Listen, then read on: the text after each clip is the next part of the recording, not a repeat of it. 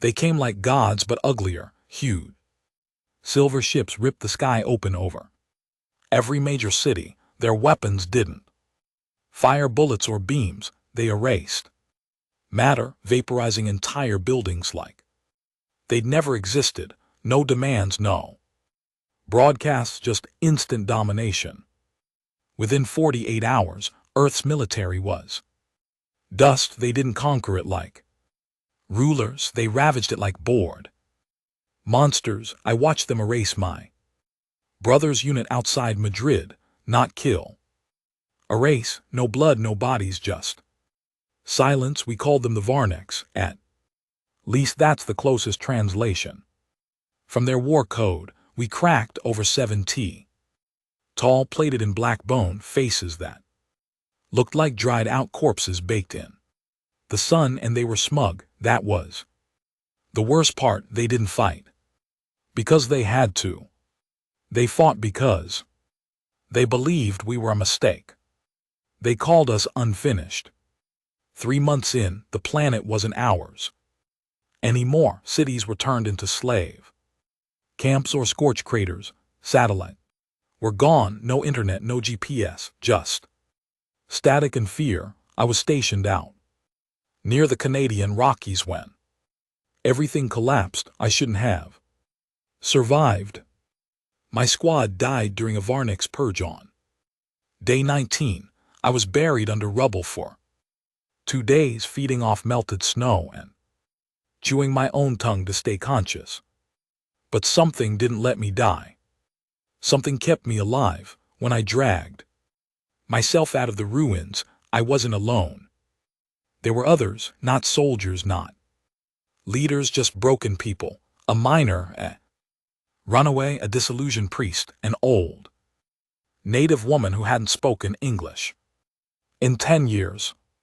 We all ended up in the same ravine, drawn to the same impossible place, a massive stone circle that had been unearthed during a Varnik's bombing. The old woman just stared at it and whispered one word: Whackin'. I didn't understand it, not then, but the moment I touched the stones, the wind stopped completely. The air went still, like the planet was holding its breath. Then the ground began to hum. We thought the Varniks had turned on some weapon, but this wasn't theirs. It was older, deeper. It didn't come from space, it came from Earth, and it was angry. That night we saw the sky burn red, not from bombs, but from something rising out of the ocean, the forests, the deserts, not machines, not aliens, not gods, guardians. That's what the old woman called them. Guardians of the earth, not mythical spirits, not fantasy beasts. Something between nature and war. Ancient intelligences that had once slept beneath tectonic plates, inside glaciers buried in volcanic ash, not alive, not dead, waiting. And we, broken, hunted, humiliated humans, had accidentally awakened them. Or maybe Earth had done it herself. The Varniks didn't expect it. Why would they? To them, Earth was a rock with mammals, but they forgot something. Our planet had survived extinction-level events. It had wiped out entire species with a twitch. It had bred predators so perfect they didn't need to evolve for 100 million years, and deep inside its crust it had kept its weapons. I saw one of them for the first time the next morning. It rose from the forest like a moving mountain. Not metal, not flesh. A blend, covered in bark and bone and something darker underneath, glowing veins of molten core, light like the earth's blood. It didn't roar, it breathed, and trees bent backward like they were saluting. We called it the first. The old woman just smiled and whispered, You made them remember. The Varniks tried to strike it down. They sent their elite units, their capital airship, their deadliest weapons. The first didn't even flinch. It moved through them like death-wearing patience. And when it was done, all that remained was ash. I wish I could say that was the turning point that we fought back in. One right then, but it was only the beginning. We didn't control the Guardians, we didn't lead them, we weren't even sure they liked us, but we had one thing in common: hatred for the invaders, and Earth never forgets what bleeds her. The first destroyed everything in its path. Varnix patrols drones, even one of their command crawlers, which was supposed to be indestructible. It wasn't fast, it wasn't flashy, but it moved with the kind of certainty you only see in storms or tsunamis. No hesitation, no warning, just destruction. And it didn't stop to celebrate, it didn't speak, it didn't even look at us, it just moved on, heading north through the woods like it had somewhere to be. That's when I realized we weren't part of its plan. We weren't allies, we were witnesses. Old woman, her name was Yana, I found out later, said something that stuck with me. The Earth does not love its children, it just remembers them. That line played over in my head as we followed the first from a distance, keeping to the trees, staying out of sight. We didn't know what else to do. Cities were gone, command was gone, satellites, leaders, governments wiped clean. All we had was instinct. There were 6 of us, me, Anna, a quiet man named Brent who didn't talk about his past, a miner from Alberta named Nolan who carried a sledgehammer like it was sacred, a thin teenager who wouldn't give her name, and the disillusioned priest, Father Keen, or at least that's what he called himself. We were the last kind of people you'd expect to stand against a galactic army, but something had changed since the first rose. We weren't the same anymore. It wasn't just hope. Hope is a lie when you're starving and hunted. This was something deeper, something primal, like something old inside us had woken up too. We marched for days, scavenging abandoned ruins, hiding from Varnix scouts, eating whatever didn't make us vomit. Yana said the other Guardians would wake soon. She didn't explain how she knew, she just said when the first breathes, the rest remember, and she was right. We saw it on the 7th day. We were crossing a dead valley in northern British Columbia when the ground split in two, literally like a giant invisible axe had been slammed into the earth. Trees collapsed, birds screamed, and a fault line ripped open beneath our feet. Then came the sound. Not a roar, not a tremor. It was like the earth moaned, loud, low, and grieving. A sound so full of pain it made Brent fall to his knees and scream into the dirt. Then it rose. We only saw part of it. A massive shape formed from layers of crystal, mud, and ancient fossils. It had no eyes, no limbs in the traditional sense, but it moved like it wanted something, like it had a purpose. We later named it the Deep One, the second Guardian. It didn't come toward us. It headed south toward the Varnix Tower near the old city of Spokane. The Varnix had turned that area into a forward operating base, using enslaved humans to build a launch platform for their orbital raiders. We went there to see it fall, but we saw the smoke and we heard the screams on the wind. Whatever the Deep One did to that base, it wasn't quick. We walked in silence.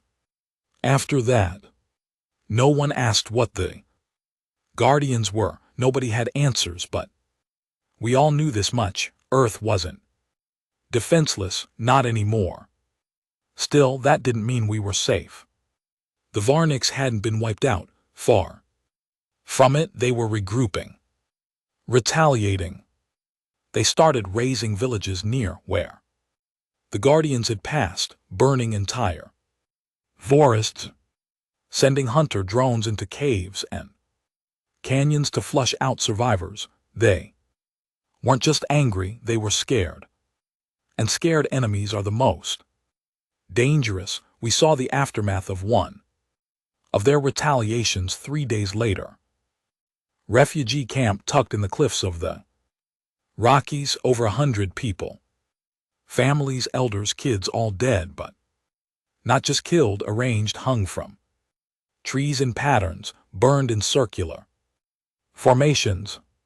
I don't know what message the Varniks thought they were sending, but it worked. Nolan lost it when he saw his cousin's body nailed to a burned-out husk of a car. He went quiet for hours. Then he started sharpening the edge of his sledgehammer. No one asked him why. We all knew the Varniks weren't just wiping us out. They were trying to unmake us, strip our history, desecrate our dead, humiliate our spirit. But there's something about being that low, about standing in front of your own extinction and knowing you've got nothing left to lose. It does something to the human mind, something violent, something ancient. That night we found an old relay station in the woods, abandoned tech. Dusty, but some of the equipment still worked. I managed to wire into a signal booster using leftover parts. Brent handled the battery. He used to work with backup systems in a mining colony. Before the invasion, we sent a message. Not to the Varniks, not to the world, to anyone still listening. This is Echo. Team clears throat. Survivors in the Northwest region. The Guardians are real. Earth is fighting back. If you're alive, don't run, don't hide. Watch the old places, the sacred grounds. They're waking up. We will not die quietly. Echo out. We didn't know if anyone heard it, but I slept with my rifle a little closer that night. The third Guardian didn't rise from the earth. It fell from the sky. It happened 2 weeks later. Outside what used to be Calgary.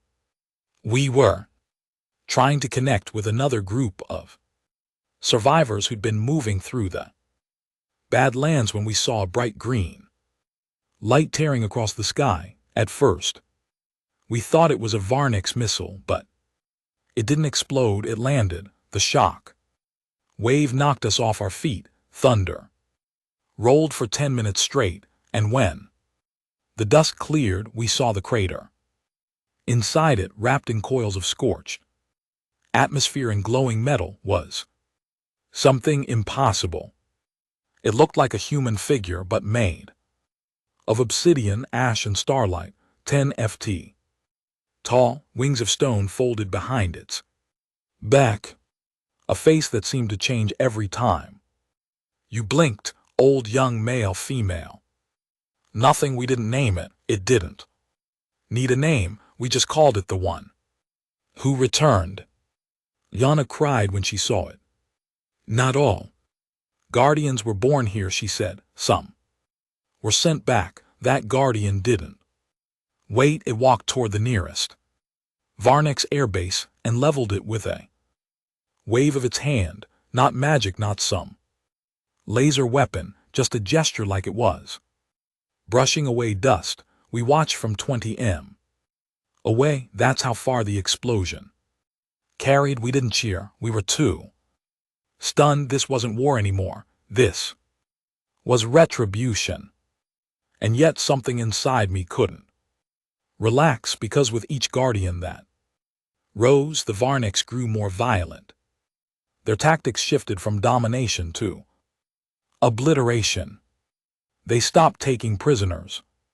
They stopped collecting resources. They started glassing entire regions, melting forests, lakes, anything that could hide. A Guardian, they called in more reinforcements from their fleet. Worse, they began constructing something massive, something high above the planet.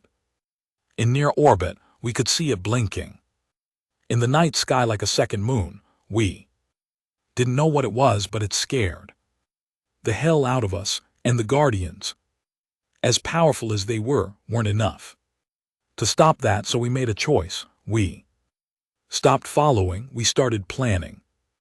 We couldn't win with strength, but humans were never built to overpower. We were built to outlast, outthink, and adapt. It was time to remind the Varniks what they were dealing with. We needed to get inside their orbital launcher before it finished construction.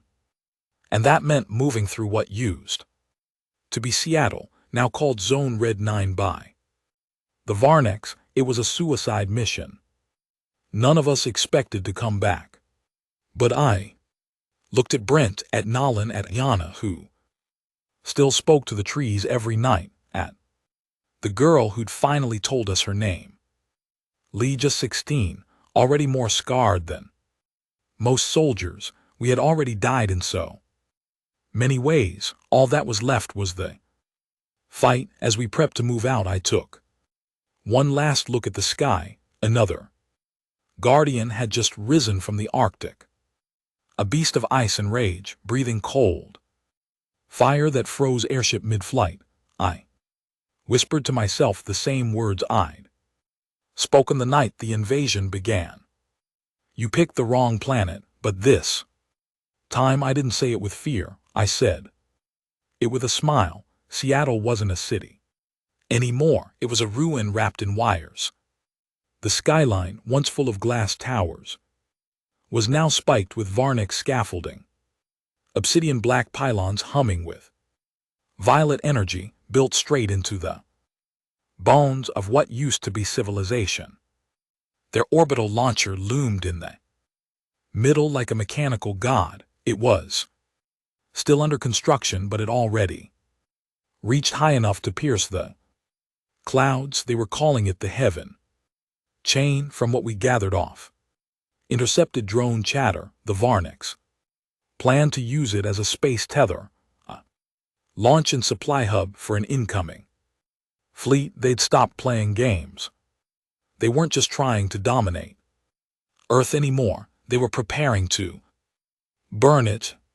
Once the heaven chain was finished, they could bring in dreadnoughts, terraforming harvesters, and worse, the purge ships.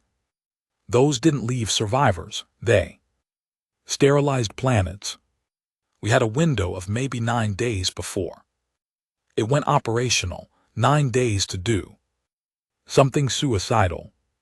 We weren't trained for this. Brent had mining experience. Nolan was a hard-headed laborer with a thirst for payback. I had a military background, recon mostly, and one tour in orbital support before everything fell apart. Nana knew the old ways, the sacred trails, and Lee, well, Lee was our knife in the dark. She could move through rubble like smoke, and she'd slit a Varnik scout's throat before you even saw her reach. We never asked where she learned that. She never offered, but we trusted her, and out here trust wasn't optional. It was survival. Plan was simple, which meant it was probably going to get us killed. We'd split into 2 teams. Ayana and Brent would stay on the outside, intercept drone patrols, and provide distraction. If needed, Nolan, Lee, and I would move through the underground access tunnels beneath Seattle, old sewer lines that hadn't been mapped since the collapse. If we could get close enough to the Heaven Chain's core node, we'd plant the last working EMP charge I'd recovered from a downed Varnik's cruiser. The charge had a 15 blast radius and a 5-second delay. It wouldn't destroy the structure, but it would disable its quantum power source long enough to halt construction, maybe even trigger a chain reaction in the surrounding systems. It wouldn't stop the war, but it'd buy us time, and maybe, just maybe, get their attention off the Guardians and back onto us. That was the point. Make them bleed. Make them afraid. The sewers Smelled like time, mold, rot, rusted. Blood. The Varniks hadn't wasted time clearing them. They didn't think we were smart enough to use the old ways. That was their weakness. They thought humans only lived in cities, only fought about ground. They forgot we were rats when we needed to be. We moved silently, avoiding sensor webs and motion. Triggered heat spikes. Nolan led with brute force, shoving collapsed debris aside with his bare hands, and that dented sledgehammer he treated like a relic. Lee stayed in the rear, listening for footsteps that didn't belong. I kept us steady, checking my crude map and counting the steps. 7 hours in, we hit the first sign that something was wrong. The tunnels weren't just old, they were alive. I don't mean in a metaphorical way. I mean the walls breathed, flesh like vines pulsed behind broken pipes. Something warm dripped from the ceiling, smelling like copper and salt, and we started hearing things. Voices, whispers, and languages none of us spoke, but all of us somehow felt. At one point, Lee froze and pointed her knife into the dark. "There's something behind us," she said. "Not Varniks." We spun, weapons raised, but there was nothing there, only air that felt too still and shapes in the shadows that didn't quite move right. Nolan muttered, "These tunnels, they ain't empty, they're watching." It was Anna's voice on the comms that broke the tension. "We have contact," she whispered. "Varnik Scout Team 5. Clicks north, we're leading them away." "Hold position if you can," I said. "We're under the city core. Something's off." There was a pause, then Anna said something that still sits in my spine like ice. "You've entered old ground, the roots of memory. Be careful." The signal cut. We pushed forward. After 10 hours underground, we reached the lower base of the heaven chain. The air changed, colder, metallic, humming with unnatural rhythm. The chamber above us, from what we could see through the cracks, was a massive cylinder of moving machinery, a core so advanced it seemed organic. Varnk's tech wasn't built. It grew, shaped like bone, humming with stolen energy. The access node was 30 m ahead, guarded by 2 Varnk sentries, tall plated bastards with energy lances and eyes like molten stone. We didn't wait.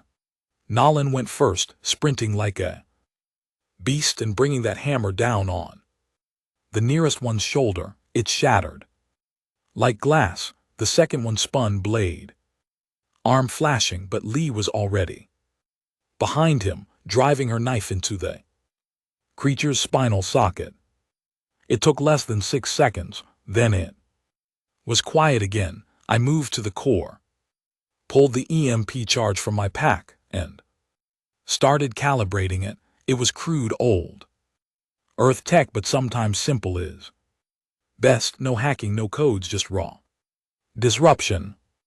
As I locked it in place, I noticed something behind the core, a carving. No, not a carving, a warning etched into the wall in a spiral pattern, written perfect English in a script too precise to be human. "We are not Earth's first children, we are its last chance." Underneath that, smaller, "If you awaken the old ones below, you better win or everyone dies." I stepped back, heart hammering. "What is this place?" I whispered. No one answered. Because then the walls opened. I don't know what else to call it. The chamber shifted like muscle, tearing itself open. From beneath the floor, a shape emerged. Not Varniks, not Guardian, something in between. 9 feet tall, humanoid, woven from vine, stone, bone, and lightning. Its head was a twisted knot of roots shaped like a skull. Its arms glowed with geothermal veins, and when it moved, it Didn't walk, it flowed. I raised my rifle. Nolan stepped in front of me, but the thing didn't attack. It looked at us. No words, no growl, just silence. Then it stepped aside, and behind it, something opened, a path. A spiral staircase made of black rock and bone. Leading down, Lee said what we were all thinking. Why would the Varniks build down? They didn't. This wasn't their doing. This was Earth's. I wanted to leave, detonate the charge, run. But Nalan, of all people, said it first. I'm going in. You don't even know what it is exactly, he said, and that means they might not either. The bastard had a point, so we went down. The staircase led to a room so wide I couldn't see the end, and in the center was a machine or a tomb or maybe both, a sphere floating above the ground, humming like a heart covered in ancient glyphs, some human, some alien, some older. I approached it and it spoke not aloud. Inside my mind, you are not worthy, but you are what remains. I don't remember falling to my knees, but I did. Vision slammed into my skull, oceans boiling, skies on fire. Ancient wars fought beneath mountains. Civilizations erased before humans were even born. I saw the truth. Earth had guardians, but not just to defend it, to contain what it once was. This planet wasn't a cradle, it was a cage, and the Varniks had broken a lock. We were waking up Earth's protectors.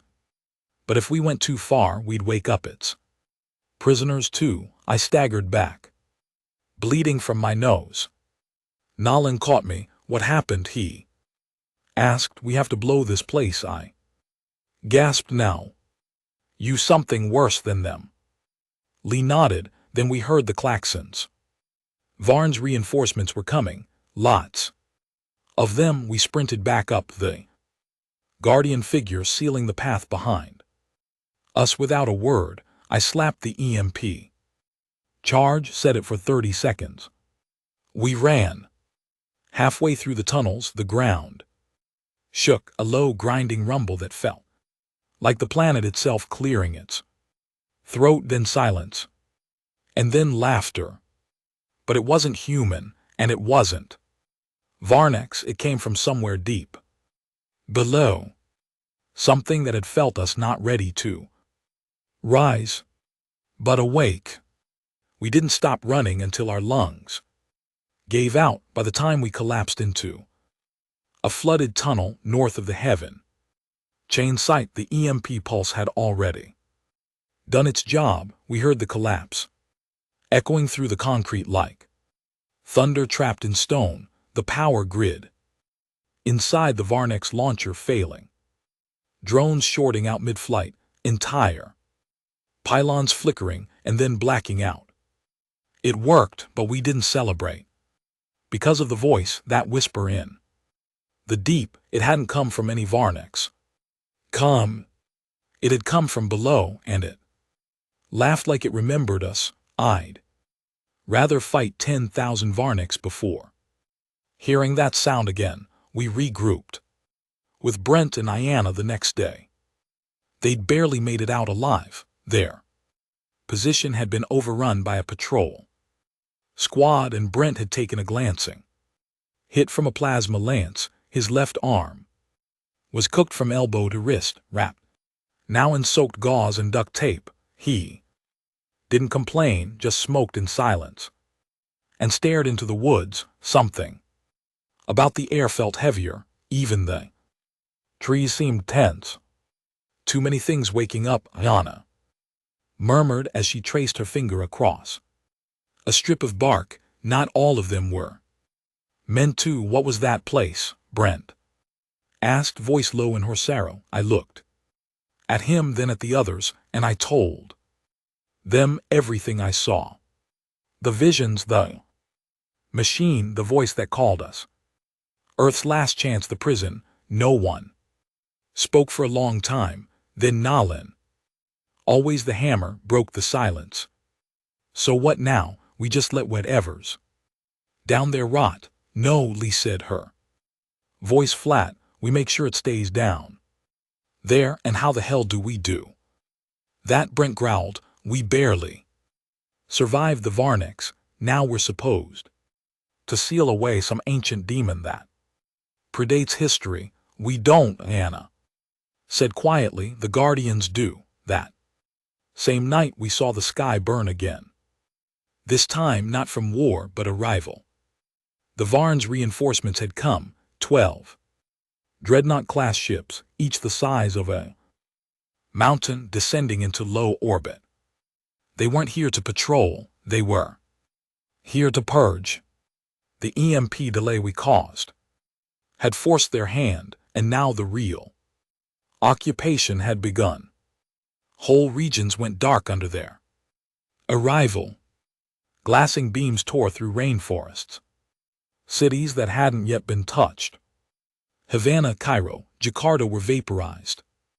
They weren't trying to rebuild or conquer anymore. They were wiping the board, a cleansing, and we knew what was coming next. Final extinction protocols. We had to move. With the Heaven chain disabled, the Varnics fleet would rely on their secondary network, planetary anchors. These were gravity-latched pylons placed in key regions to keep the dreadnoughts stable during atmosphere deployment. Without those anchors, their fleet couldn't maintain low orbit firepower without tearing itself apart from planetary stress. Our new mission was simple: destroy the anchors.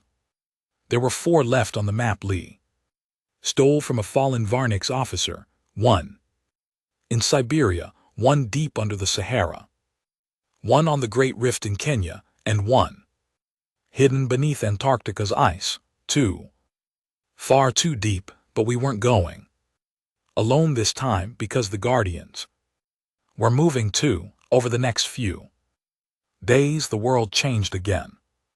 Reports came in through broken radios and old hardwired satellites, scattered, but enough to give us a picture. The first was carving a path through Canada heading north. Locals called it the Walking Mountain. Every time a Varnics base tried to intercept, it wiped them from the map. The deep one had retreated underground. It was crawling through fault lines, using the planet's seismic veins like tunnels. Earthquake followed in its wake. It was heading south toward the Sahara anchor. The one who returned was missing, last seen turning an entire Varnics outpost in Mongolia into dust.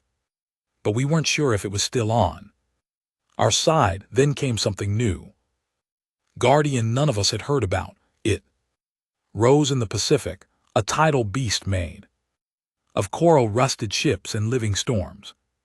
The survivors who saw it described it like a walking tsunami with a face of shattered stone. They called it the drowned judge. It didn't just attack Varnics' fleets. It judged humans too. There were whispers that it had sunk 3 boats of survivors off the coast of New Zealand.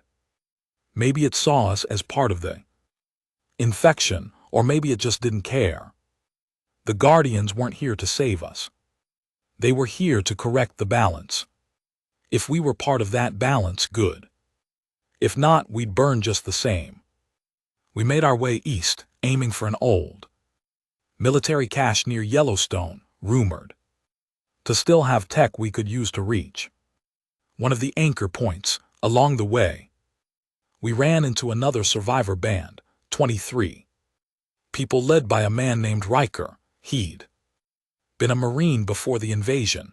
Hard eyes, harder voice. He didn't trust us. Didn't trust me especially, he said. We'd brought the Guardians down on them. That we'd stirred up things better left buried. You don't wake up a storm and expect it to blow where you want, he said, pressing a finger into my chest. You think this is a war? No, son, this is a reckoning, and you just lit the fuse. I didn't argue, he wasn't wrong. That night I stood outside our camp staring at the mountains. Lightning rolled in from the west, but there was no rain. Just heat pressure. Yana stepped beside me, quiet as always. You saw the truth, didn't you? I nodded. She looked tired, not weak. Just worn, like she'd lived too many lives already. Earth doesn't hate us, she said. It just remembers what we did. I didn't know if she meant what humans had done to the planet, the strip mining, the wars, the pollution, or what the first civilizations did, the ones before history, the ones that might have unleashed the things now stirring beneath the crust. We didn't start this, I whispered. No, she said, but we might have to end it. We reached the Yellowstone cache 3 days later, half buried in ash, wrapped in overgrowth, guarded by a collapsed geothermal vent, that wire of sulfur and fire. Inside were broken satellites, half dead AI systems, and one thing that changed everything, a command module linked to an old global defense network. Pre-invasion, possibly pre-odern, and it was still online, just barely. We spent the next 20 hours wiring it into our battery reserves, praying it would still function, and then we saw it, a signal coming from the Arctic, a Guardian signature, but this one was different. Stronger and not moving, dormant but not asleep. The name displayed on the module, Eternum. I didn't know what it meant, but Brent did. He whispered, that's Latin. It means forever. We had a decision: go south and join the others in trying to stop the anchor, the Sahara, or head north to where the last and possibly oldest Guardian slept, beneath layers of ice, watching, waiting, dreaming. I looked at the map, then at my people, and I made the call. We go north. They didn't argue, not because they agreed, but because they had nowhere else left to go. As we packed, I sat alone for a moment near the edge of the cliff outside the bunker, watching ash fall from the sky like gray snow. I thought of my brother, his laugh, the way he could sleep through artillery drills, the dumb tattoo he got on his shoulder that said victory or vodka. Gone in an instant, wiped away like the rest of us. I didn't want revenge anymore. Revenge was too small. I wanted memory. I wanted these invaders and this planet to remember what we were. Not gods, not monsters, just men. But men who didn't break. The Arctic wasn't quiet, not anymore. Even before we reached the northern ice fields, we felt it. The winds had changed, sharper, colder, like they carried whispers with them, the kind that didn't reach your ears, only your bones. 3 days into the march, Brent collapsed. Not from exhaustion, from pressure. It's like something squeezing the air out of me, he gasped, gripping his chest like gravity's wrong. Ayana helped him up and said it calmly, like she'd known it was coming. We're in the range of its dream. She meant Eternum, the oldest Guardian. We hadn't seen it yet, but it had seen us. We moved slow, food was low. Temperature dropped past 40, the comms stopped working. Nolan started talking to himself when no one was near. Lee slept with her blade across her throat like she didn't trust her own dreams.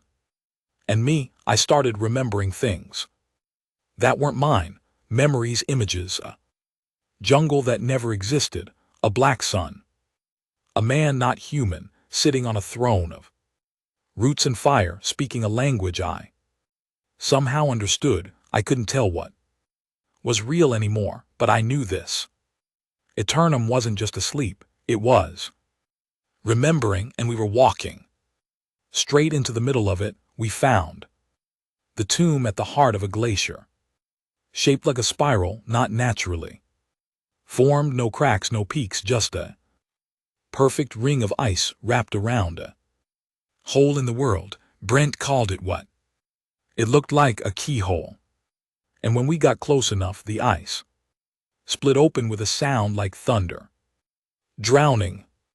A shaft opened, descending into blackness, lit by faint veins of green and blue light that pulsed like a sleeping heartbeat. I thought it was machinery at first, then I realized the walls were alive, not metal, not stone, something in between. We climbed down one by one into a place no human was ever meant to return. The tomb was older than language. That was the only way I can describe it. Even Yana, who'd seen things none of us could explain, fell silent.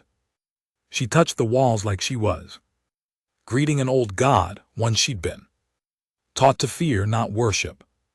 "This isn't a guardian," she whispered. "This is older than guardians, older than Earth's memory." I turned to her. "You said guardians were Earth's protectors." She shook her head. "They're not all Earthborn, some were left behind." We reached the heart of the tomb by the second day. No food, no fire, just a growing hum inside. Skulls like a migraine with no mercy. The chamber was a dome of black ice, and in the center, suspended above a frozen lake, was a figure, humanoid. Giant wings folded, arms bound by chains of light that flickered in and out of reality. Its face was covered by a mask shaped like a star, split in half, and it was still breathing, slow, measured, eternal, eternum. It wasn't asleep, it was waiting. And the moment we stepped into the chamber, its head turned without sound, without movement, just awareness.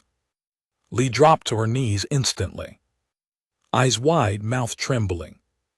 "Nalin," muttered. "We shouldn't be here." He was right, but it was too late. The chains holding Eternum began to crack, not physically, conceptually, like they were tied to our presence, like the very act of being seen was loosening its bindings. And then we heard the voice, not out loud, inside our skulls, deep, calm, ageless. "You bring fire into a house of ash." I felt something crawl across my spine. My knees buckled. Brent screamed and pressed both hands to his head like something was crawling through his memories. "What is this?" I grunted. "What are you?" The voice didn't respond right away. "Then I am Earth's first protector and its last prisoner." Ayana stepped forward. "You were sealed." Why? A long silence followed. Then, because I was too human. The temperature in the chamber dropped. Our breath froze midair. Eternum spoke. "Again, when the first war came, I disobeyed. I chose your kind, and I was punished for it." "What war?" I asked, but the vision came before the answer. It hit us like a tidal wave. We weren't standing in the tomb anymore. We were watching a memory, a world in flames. Not Earth, older humans, or what looked like early humans fighting alongside beings of stone, fire, wind, guardians. But something else came, not Varnix, not alien, something wrong, tall, eyeless. Creatures wrapped in entropy and hunger. Creatures that devoured planets not for food but for silence. They called them the Unmakers, and they came not to conquer Earth but to erase it, to remove the idea of life. The Guardians fought back, but Eternum, he chose to protect humanity, not the planet. And that was the betrayal, because Earth doesn't value survival, it values balance. And when he tipped the scale for us, the others turned on him, sealed him in the ice. For 10,000 years we snapped back to the chamber, gasping. The chains around Urnham were unraveling. You seek to save your kind, the voice echoed, but will you do what your ancestors could not, which is what? Nolan growled, sacrifice. No, remember, and then the real question came, will you kill your own? To keep the balance. We didn't answer because above us the ceiling cracked open. The Varniks had found us. They dropped 200 class crawlers into the tomb with no hesitation, each the size of a tank. Multi-limbed, armed with thermal cannons and plasma claws. Nolan didn't blink. He rushed the first one with nothing but his hammer. I followed, gun blazing. Lee vanished into the shadows. Brent screamed as the second crawler's cannon lit up and then exploded in a flash of molten blue. Eternum had opened eyes, and the crawlers burned to ash. No sound, no fire, just decay, like time caught up to them in an instant. We turned to him, and Eternum was free. The chains lay in shattered sparks on the ice. He stepped down onto the frozen lake and looked at us with eyes that held everything: life, death, memory, betrayal. You opened the door. He didn't thank us. He didn't smile. He just walked past. Donna dropped to her knees and whispered, it's beginning. What is? I asked. She didn't look at me. She looked at the cracks in the walls, the trembling in the air, the shift in gravity. Judgment. We emerged from the tomb into a new sky. The auroras were red. The stars were gone, and in the distance on the edge of the horizon we saw something rising from the sea, something massive, something not a guardian, something the guardians had buried. A final one, and we knew the Varniks were no longer the greatest threat, because what Earth had buried wasn't just power.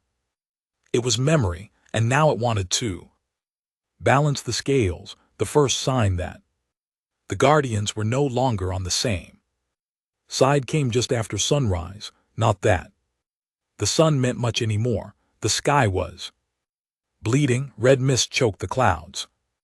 Birds didn't fly. The wind didn't blow. Even the insects had gone still. We were camped near the edges of the Bering Sea, trying to regroup and signal the survivor bands we'd left in the south. The cache's transmitter had been rewired, boosted and fused with whatever tech Brent and Lee had yanked from Varniks. Drones, still spotty, but it worked long enough to catch a single static-heavy message. The drowned judge turned on us. It's sinking cities, human and Varniks both. Repeat, the Guardian in the Pacific is hostile. Repeat, the signal cut. No more. We stared at each other in silence. They're not unified, I said, voice hollow. They never were, Yana replied. She sat on a rock, hands clasped like she was praying, but to no God, just to Earth itself, as if it might answer. This time, they weren't made to love us, they were made to correct us. Their loyalty ends at balance. And if the scales tip the other way? Brent asked, then we're next. Eternum hadn't spoken since we'd left the tomb. He walked alone, always behind or ahead, never beside. He didn't eat, didn't sleep, didn't blink. Sometimes I'd catch him staring at the horizon, like he was seeing the bones of the planet beneath it, watching something we couldn't feel yet. It was Lee who finally said what we were all thinking. He's not looking at the Varniks. She was right, he was looking west, toward the Pacific, toward something older. We kept moving east this time. Why? Because we didn't know where else to go. The world was collapsing, and our only thread of reason was this: the Varniks still held the Siberian anchor. And if we didn't stop it from stabilizing the rest of their orbital fleet, Earth would be glassed before the Guardians could even decide if we were worth judging. We had 6 days, maybe less. Brent still bandaged and half burned from the last firefight, built a sled using drone wreckage to drag our gear. Nolan found a working rifle buried in a frozen corpse outside what used to be a research outpost. I carried the last EMP core. It wasn't enough to destroy the anchor, but it would an NBSP it long enough for Earth to do the rest, assuming Earth still gave a damn. 3 days in, we saw our first unmaker sign. It wasn't big, just a black spire, maybe 15 ft tall, jammed into the Earth like a splinter in the skin of the world. No markings, no sound, just a faint vibration. Like it was remembering something through the dirt. We didn't go near it. We didn't need to. Eternum looked at it, stopped walking for the first time in hours, and whispered something in a language none of us understood. Then he said, in hours they are coming, and they will not bring conquest, they will bring a racer. Later that night, I sat beside Brent near the fire. The wind was hollow, like the land had been scooped clean. He stared into the flames and said, "Do you remember when we were scared of alien rifles and plasma blasts?" I laughed. "Once bitter, now we're scared of memories." He nodded slowly. "I'd take another invasion over this unraveling." That word stuck in me, unraveling. That's what it felt like the world wasn't just dying. It was being unwritten thread by thread. The next morning, Nolan was gone. No signs of struggle, no blood, no drag marks, no heat trail, just gone. Lee and I searched for hours, nothing. The snow had fallen strangely, not soft, but solid like a shell. Every step cracked like old bone. Eternum stood at the edge of a cliff watching something none of us could see. He didn't leave. He finally said he was taken back. "What the hell does that mean?" I demanded. Eternum turned slowly. "Some of your kind were built from what they tried to erase. Their blood remembers the beginning." "You mean Nolan?" He didn't answer. Instead, he walked away again toward the east, toward the mountains where the sky flickered like a wounded animal breathing through smoke. We found the Siberian anchor on the 5th day. It wasn't a machine anymore. It had changed. Varn's tech usually looked like bone and energy twisted into metal, but this had grown. It pulsed. It had veins. It was absorbing the land around it, melting permafrost, feeding on the geothermal vents beneath the mountains. A mutation, maybe from the Unmaker's influence, or maybe from Earth trying to fight it with rot. We hid on a ridge, watching Varn's soldiers patrol the perimeter, at least 30 heavily armed. Focused, no drones. That was strange. Then we saw why. There were shadows moving in the snow. Not humans, not Varns, things with too many limbs moving wrong, leaving no footprints. Brent whispered, "Those aren't Guardians." I shook my head. "No, but they're not Varn either." "Then what the hell are they?" Eternum, standing behind us, answered flatly. "Forgotten things." We waited until nightfall. Lee and I moved first, silent under the veil of storm. Brent followed with the EMP core wrapped in thermal shielding. We didn't know if we'd get inside, didn't even know if we could find the power junction, but we had to try before the sky went red for good. Inside the anchor, it was worse than we expected. The walls, breath, literal lungs, slime-coated muscle, heat, wet sounds in the dark. Varn's soldiers were gone, eaten, absorbed bones, crushed into the walls like forgotten prayers. Something had taken over the anchor, something that didn't belong to either side. The unmakers weren't coming.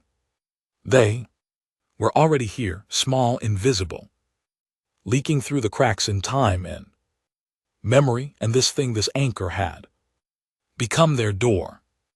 We didn't speak, we just moved room to room until we reached the core. It wasn't a machine anymore, it was a heart, and it was dreaming. A voice echoed as we stepped inside. This world was not yours, you were tolerated. Brent collapsed to his knees, gasping.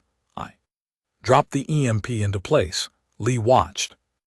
The walls, something moved behind them.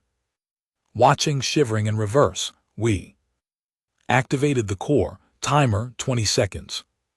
We ran, not from explosions, from reality tearing itself open. The halls twisted, the doors blinked, time slipped, but we made it out, just barely, and behind us the anchor pulsed once and then died. Back on the ridge, Eternum stood still, his eyes glowing like ancient stars. You've done what your ancestors could. Not, he said. What's that? I asked. You remembered. And then, for the first time, I saw him smile, not joy, something older maybe. Pride, but the sky wasn't clear. Clouds weren't calm because in the distance something vast was rising, not from the sea, not from Earth, from inside the stars. The unmakers had seen Earth's resistance. They were coming to erase the idea of Earth itself. And I realized something I hadn't before. The Varnex didn't just invade out of arrogance, they came here because Earth had once been the last planet to survive. The unmakers, the last place that fought back. And now we'd awakened the only things that could fight again, but the cost.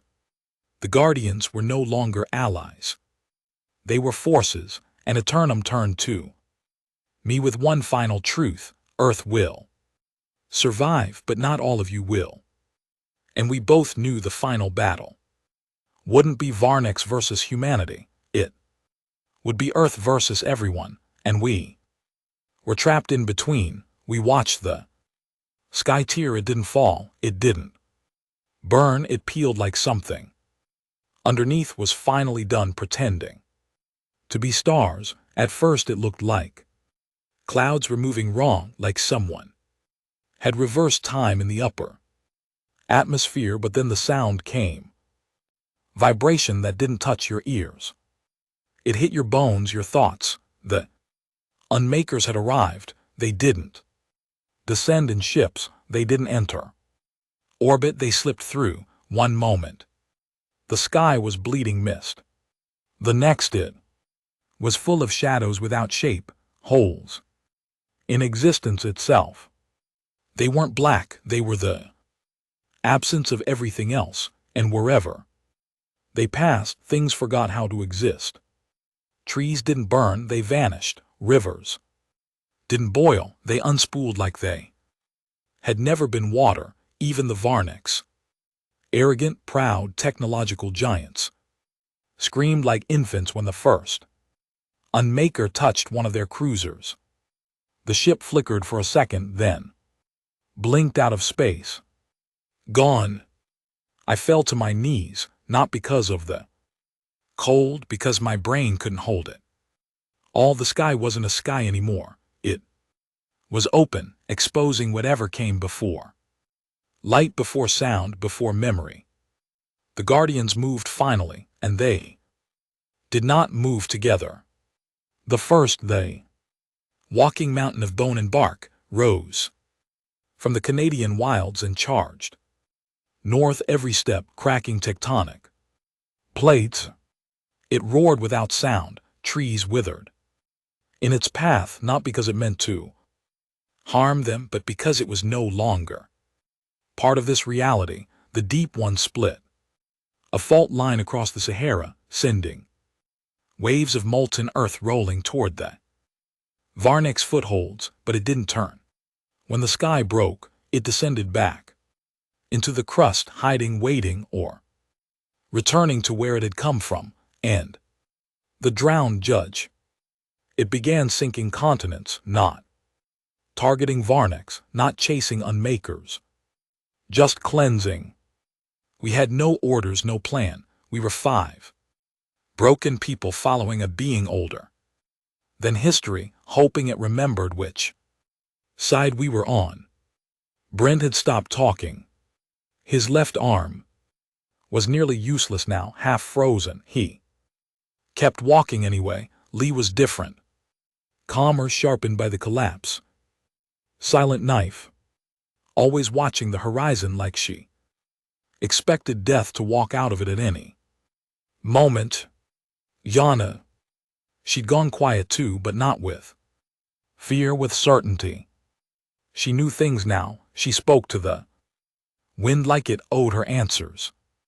And at Turnham he didn't lead us anymore. He followed something only he could feel.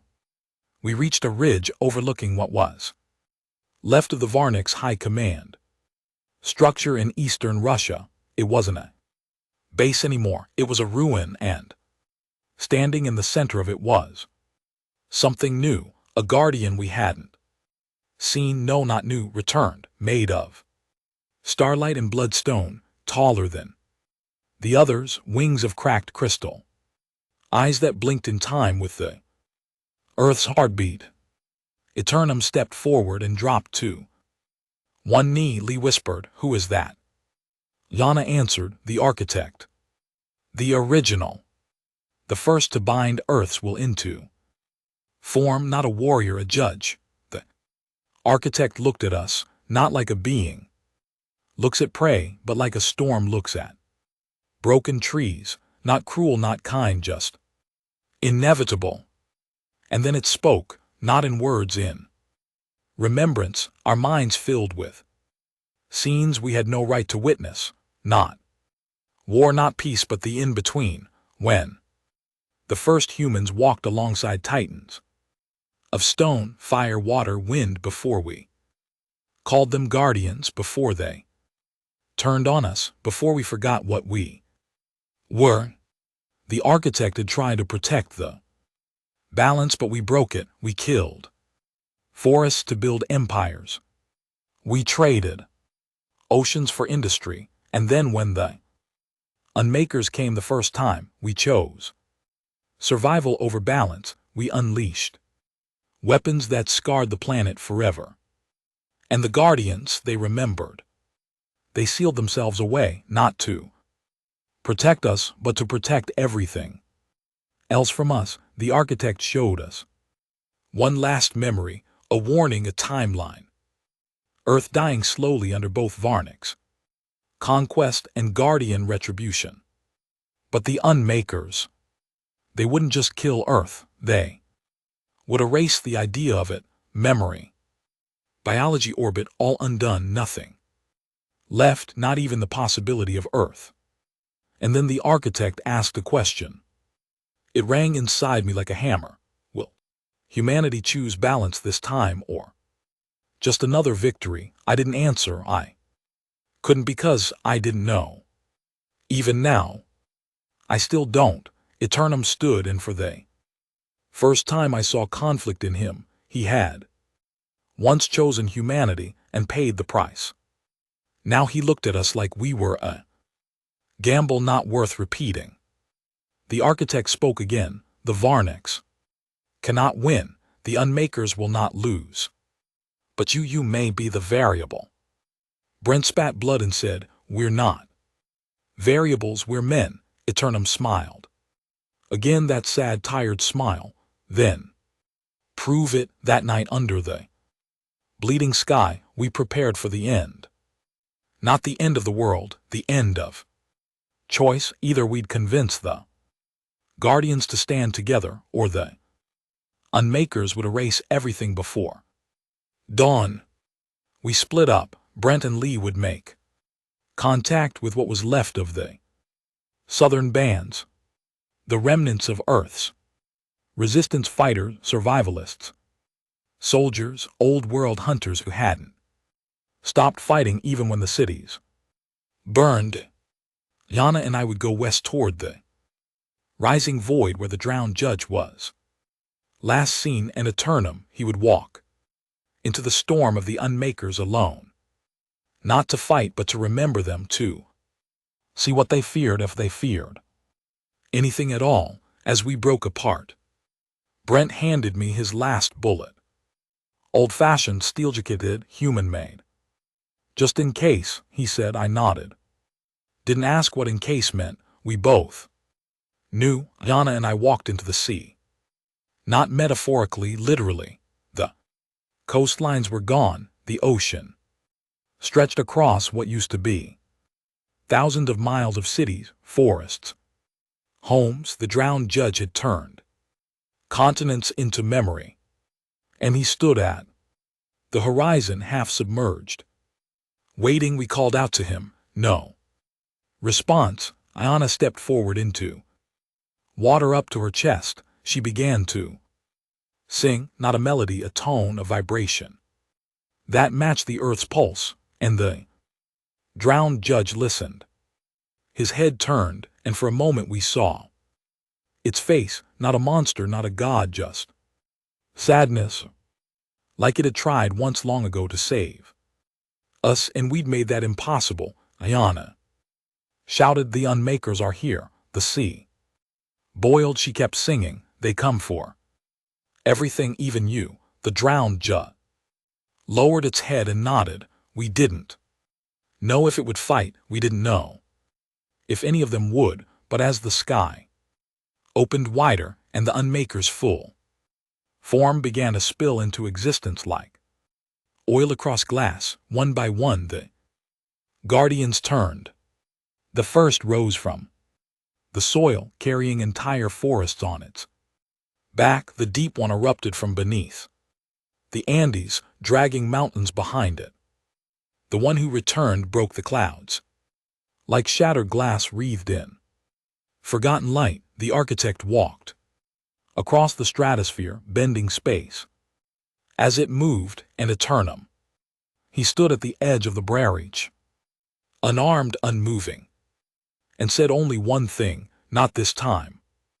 The first guardian to fall was the deep one, not by enemy hands, by its own choice. We watched it rise from the Andes, its crust-laced body glowing with molten veins, then plunge back into the planet's mantle with a sound like the world screaming through stone. It sealed itself inside the tectonic plates, locking them, freezing Earth's core from within. Why? Because the Unmakers had begun bending gravity. If they had cracked the fault lines, the planet would have shattered from the inside. The deep one gave up its body to keep Earth whole. Eternum whispered as it sank, balance demands sacrifice. I think it hurt him, but he never showed it. The Unmakers had form now, not humanoid, not monstrous. They looked like errors in space, humanoid silhouettes made of wrongness, like someone had tried to draw a person and ended up sketching a hole in existence instead. Every step they took erased history, not buildings, events, places we remembered, cities, wars, even names flickered out of existence. I looked at Lee once and said, "Remember Detroit?" She said, "What's that?" I felt ice in my chest. I remembered it. She didn't. It was already happening. We weren't just dying, we were being undone. Guardians struck first. The first they mountain made flesh roared across the northern tundra and met the lead Unmaker head-on. Their clash broke the clouds. Lightning spiraled inward. Instead of out, it fought like Earth had grown tired of being patient. Every strike shattered miles of land, but it wasn't enough. The Unmaker didn't fight back. It absorbed every memory in the first body, every root, fossil, storm, Scream bled into the Unmaker. It was learning, and it was growing. Eternum stood at the edge of it all, still, silent, not fighting, remembering, and I finally understood. He wasn't Earth's greatest weapon, he was Earth's witness. The only one who had seen the first war, the first fall, and now the final chance. And that meant the burden would fall on us, not to win but to choose. We reconnected with Brent near the Ally mountain range. He'd lost a hand, burned down to bone, wrapped in black cloth, and pain. Didn't complain once. Lee got 2 bands together, he said. Old Russian holdouts, Mongolian stragglers. They're not organized, but they're angry. Good, I said. That mean we got a plan? No, I said, it means we have a chance. We moved to higher ground, Eternum leading, the rest of us following like shadows in wind. In the valley below, 3 Unmakers had begun carving the earth open, not physically. They were pulling possibility out of the soil, feeding on it, turning the planet into raw potential, an empty, quiet place without past or future. And in the middle stood the architect, motionless, still, deciding. That's what broke me. The one who shaped the guardians, who gave Earth form, was watching both sides, waiting. Why doesn't he act? I asked Diana. Because he's truth, she said. He doesn't choose side, he balances scales. But the Unmakers, she cut me off. To the architect, the Unmakers aren't evil. Their correction, if life becomes noise, deletion is music. I fell to my knees. Everything in me said run, but something deeper said stand, because if we ran now, Earth wouldn't be destroyed, it would be forgotten, and that was worse. So I did what no one expected. I walked toward them, Unmakers, the architect, and I raised my voice. I remember that stopped them. All of them, even Eternum, the Unmakers, tilted their heads, no faces, just void. I kept walking. I remember the wars, the cities, the sky before it burned. I remember our mistakes, our arrogance, our greed. The air buzzed, reality strained, but I also remember love, brotherhood, holding the line even when it was lost. I remember choosing death over surrender, again and again. The architect turned, first time he'd looked at me. I remember Earth not as a prize but as home. I stepped into the circle, Unmakers all around me. Now you can erase our names, you can burn our bones, but if even one of us remembers, you haven't won. Silence, and then Eternum spoke. That is the variable. Brent and Lee emerged behind me, weapons drawn, not to fight, to stand. And one by one, survivors climbed the ridge, not an army, just the refusal to forget. The Unmakers moved, not toward us, through us, trying to bend time again, but this time it snapped. Eternum raised his hand, and the world pulsed, not with power, with memory. Old roads returned for a second. Mountains healed their scars. The air tasted like summer, and the Unmakers slowed, confused, because they couldn't feed on what refused to forget itself.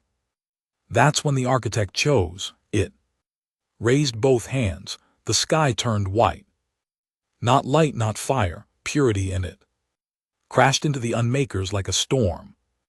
Made of first breath. They didn't scream, they just stopped being, not destroyed, locked, trapped in a loop of remembrance. World that would not let go of itself. When the light faded, only one guardian still stood, Eternum. The others were gone, faded back into the earth, the sea, the ash. Their job was done. Eternum turned to us. You will forget me? No, I said. You must. He replied, that is the price. Earth will Heal, but memory must sleep or this war will return. What about the architect? Lee asked. He was never meant to choose, but he did. That is enough, Brent asked. In us. Eternum touched his chest, live but live better. Then he walked into the sunrise and vanished. It took years, but the world healed, not like before, not shiny, not perfect, but real, wounded, but standing. And sometimes at night I still hear the hum of a guardian in the wind, still feel the stare of something old under the dirt, waiting. Not in hate, not in love, just watching. Because Earth doesn't forget.